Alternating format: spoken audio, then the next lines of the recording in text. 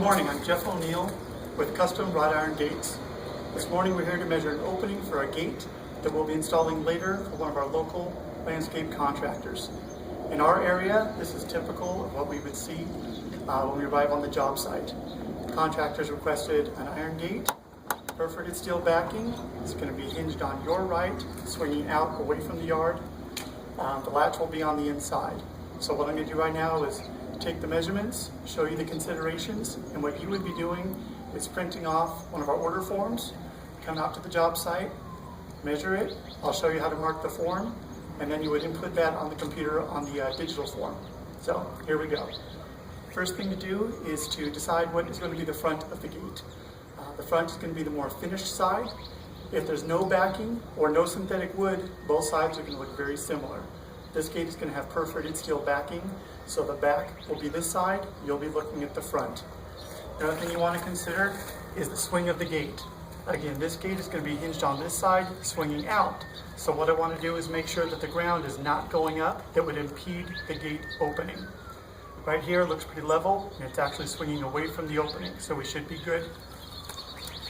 We measure top, middle, and bottom on the width of the gate.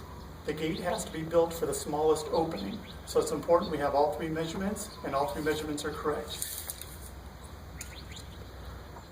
I've got 41.5 inches on the top, middle, 41.75 of an inch. The bottom is 41.75 of an inch. As you notice, they're different. We run into that all the time. It's not a big problem. If the difference is more than 5/8 of an inch, sometimes we'll use shims to shim out one side or the other. That way it just gives a nicer reveal. And then you can either stucco or caulk the edge to hide the gap opening. So again, we've got top, middle, and bottom on our width openings. The next thing we're going to do is get the height of the gate. Now the height of the gate is not the height of the opening. From here, from the ground to the top, is 76 inches. That's not what we're looking for. We're looking for the height of the gate.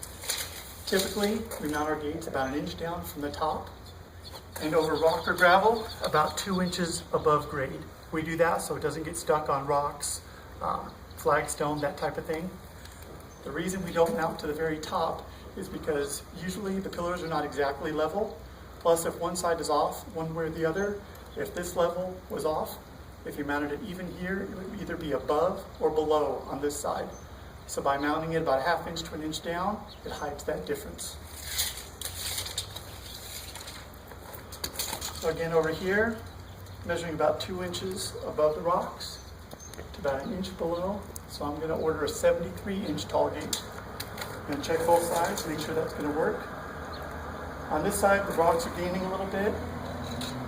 73 inches is still going to work.